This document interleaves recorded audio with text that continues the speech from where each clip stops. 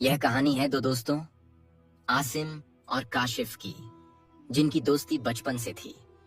दोनों व्यापार करते, माल लेकर एक शहर से दूसरे शहर जाते और रोजी कमाते। मगर एक का दिल शुक्रगुजार था और दूसरे का लालच से भरा हुआ। एक दिन वे दोनों अपना सामान ऊंटों पर लादकर शहर बसरा से वापस बगदाद के लिए रवाना हुए। गर्मी का मौसम था और रेगिस्तान की गर्मी तंदूर जैसी तपिश लिए हुए थी। उनका इरादा था कि सूरज निकलने से पहले से ज्यादा फासला तय कर लें। रास्ते में आसिम ने इशारा करके कहा, काशिफ, थोड़ा आराम कर लें, यहीं करीब एक नखलिस्तान है। दोनों नखलिस्तान पहुंचे, पानी पिया, खाना खाया और आसिम छांव में लेट गया। काशिफ ने बातों बातों में जलन का इजहार किया। यार, तुमने 6000 दिरहम कमाए और मैं सिर्फ 4000। अगर मैं अकेला जाता तो शायद ज्यादा कमाता। आसिम ने नरमी से कहा, भाई, अल्लाह का शुक्र अदा करो, तुमने 1000 से 4000 बना लिए।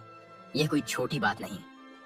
जब आसिम सो गया तो काशिफ की नजर उसके दिरहमों की थैली पर पड़ी। उसने चुपके से उठाई, मगर आसिम का शांत चेहरा देखकर जमीर जाग गया। उसने थैली वापस रख दी। इतने में एक सांप ने आसिम के ऊंट को काट लिया। वह ऊंट तड़प तड़प कर मर गया। अब दोनों को एक ही ऊंट पर सफर करना पड़ा। थोड़ी ही देर में आंधी के आसार नजर आने लगे। आसिम ने कहा, रुक जाओ, तूफान आ रहा है। मगर काशिफ जिद करता रहा और दोनों चल पड़े। तूफान आ गया। वे ऊंट की आड़ में छिपे, लेकिन आसिम कमजोर होता जा रहा था। काशिफ ने मौका देखा और धीरे धीरे वहां से खिसक गया।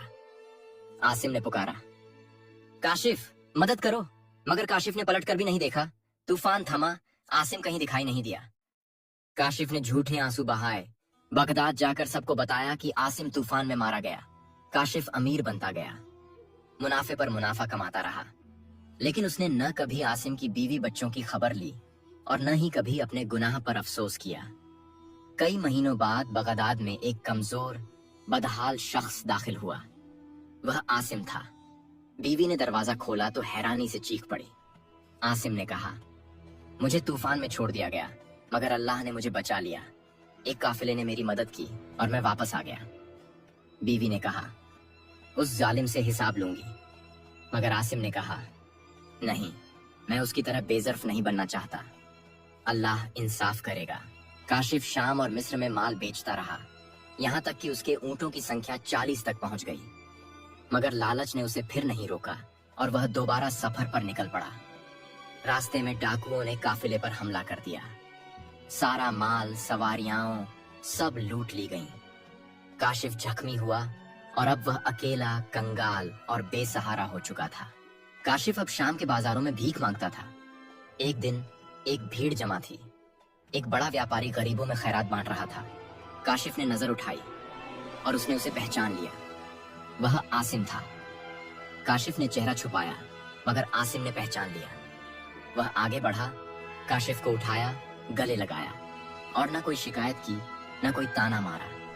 आसिम उसे वापस बगदाद ले गया और कारोबार में मदद दी। प्यारे दोस्तों, यह कहानी हमें सिखाती है कि लालच इंसान को गिरा देता है, मगर सच्चाई, सब्र और ईमानदारी अल्लाह को पसंद है। अगर कोई आपके साथ ज्यादती करे तो बदले की आग में मत जलिए। अल्लाह पर भरोसा रखिए, वह सबसे बेहतरीन इंसाफ करने वाला है। अगर आपको यह कहानी पसंद आई हो तो कमेंट में अपनी राय जरूर दीजिए और दूसरों तक पहुंचाने के लिए वीडियो को शेयर कीजिए। अपना बहुत ख्याल रखिए। खुदा हाफिज।